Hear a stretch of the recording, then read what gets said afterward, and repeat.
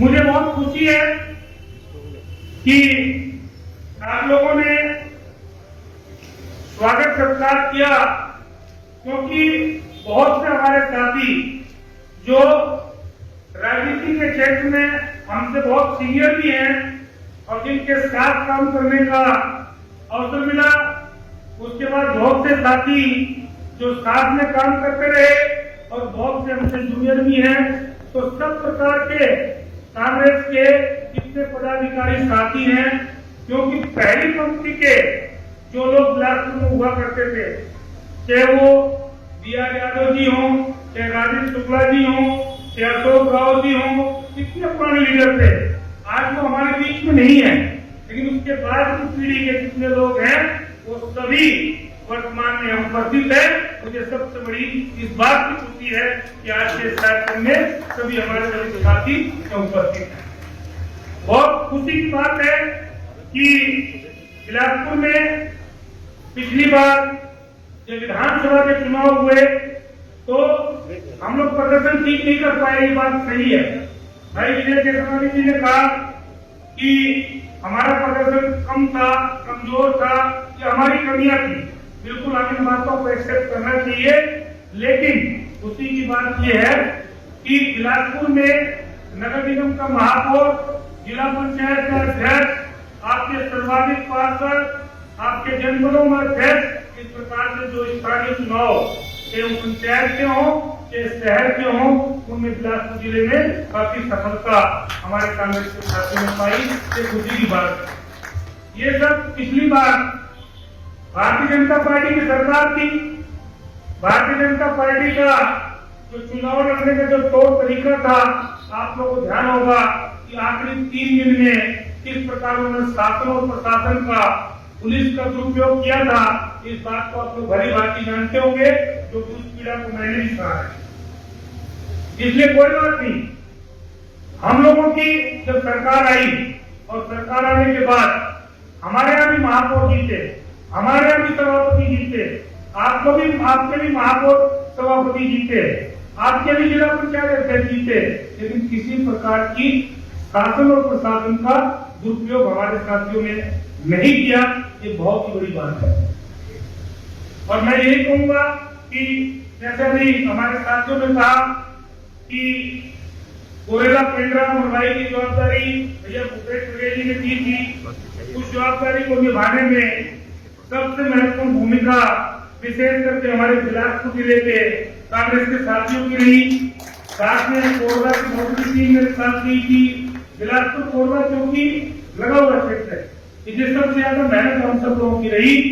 तो भैया भूपेश बघेल जी के नेतृत्व में, भैया डॉक्टर चरणदास महन जी, ज्योत्सना महन जी, इन सब के संरक्षण में, और इसके साथ साथ हमारे पूरे प्रदेश के मंत्री और प्रदेश के हमारे विधायक, सांसद, सब लोग के साथ मिलके वहाँ काम करने का अवसर मिला।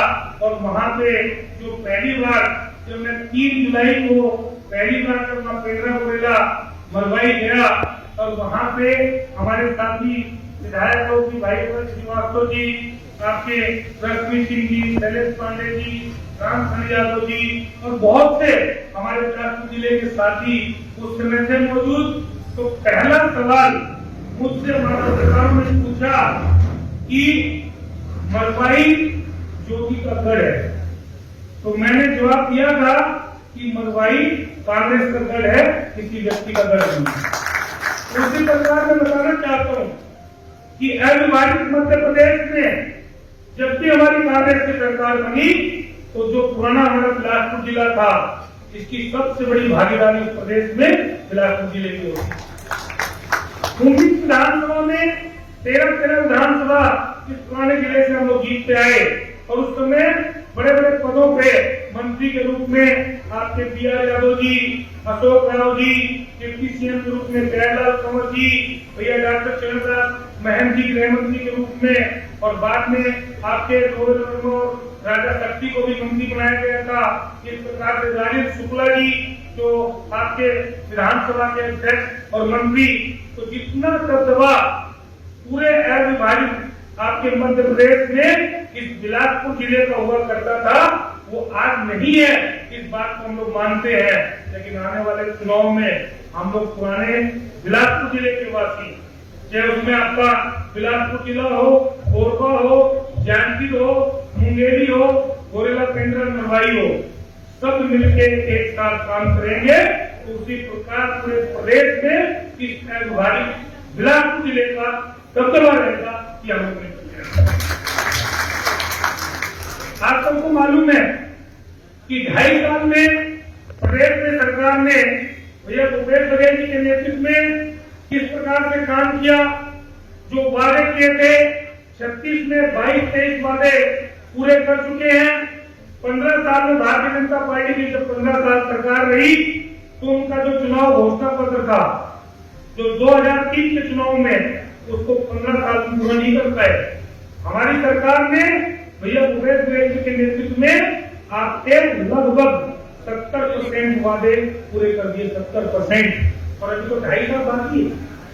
किसानों को कर्जा माफ हो, चाहे बिजली बिल हाफ हो, आपका धान का समर्थन मूल्य, और इस प्रकार से हर क्षेत्र में, चाहे वो आपके किसान हो, मजदूर हो, गरीब हो, आदिवासी हो, दलित हो, पिछड़े वर्ग के हो, साथ में आपके चाहे उद्योगपति हो, व्यापारी हो, हर क्षेत्र में कुछ न कुछ राहत पहुंचा के उन्होंने काम किया।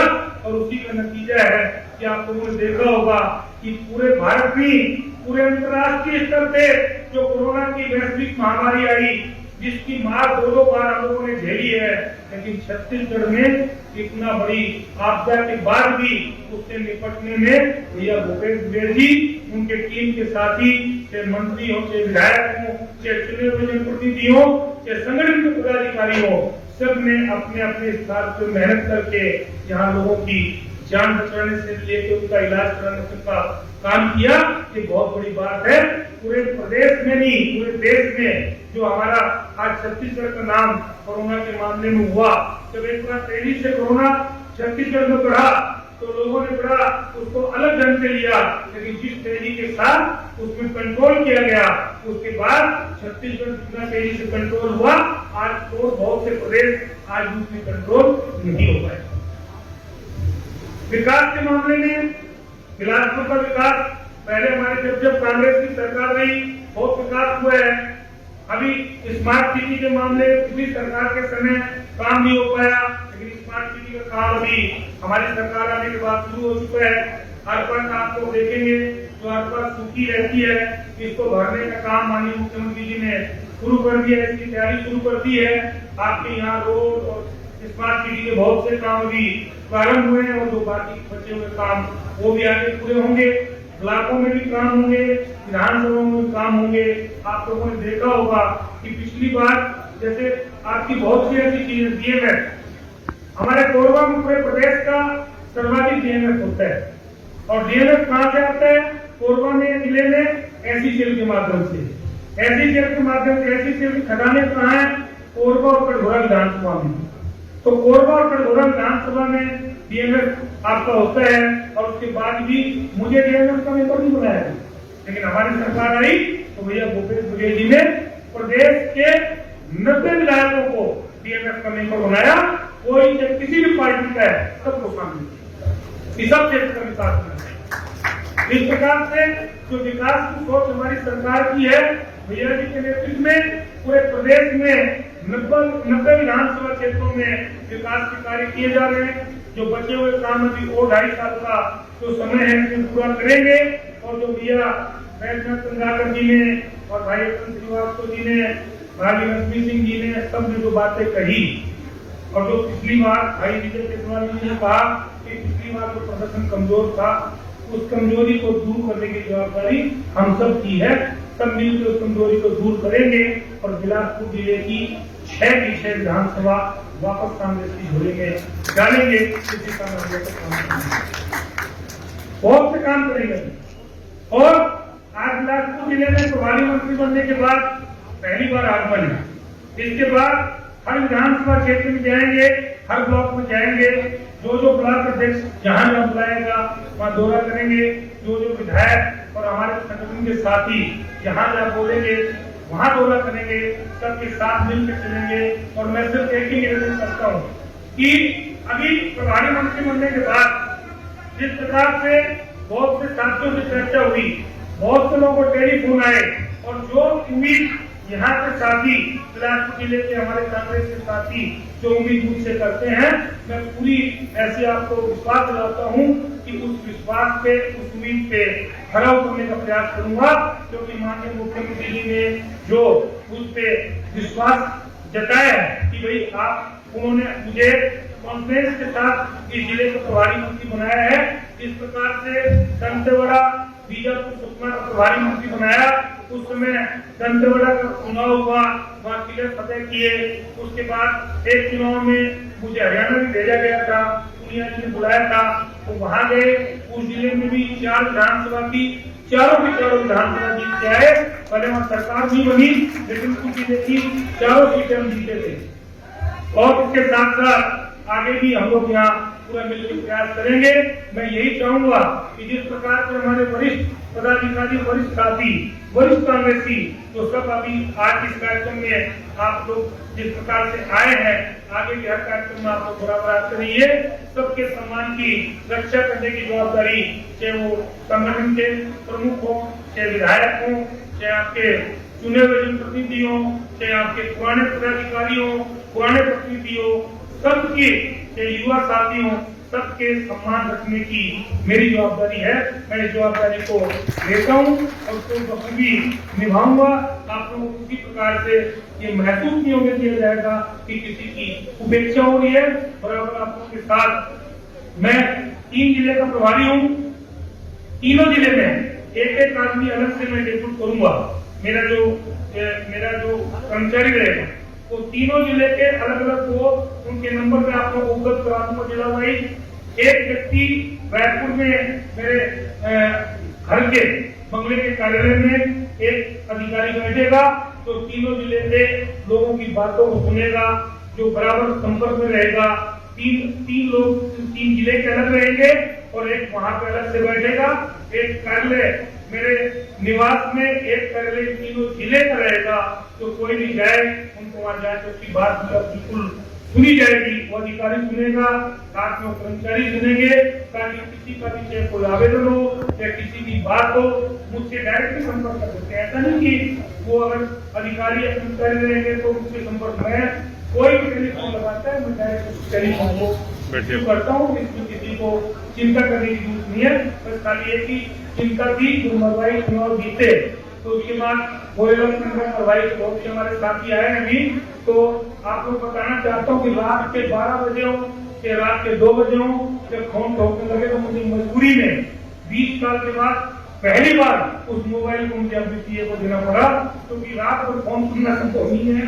पहले 24 घंटा मेरा मोबाइल चालू रहता है।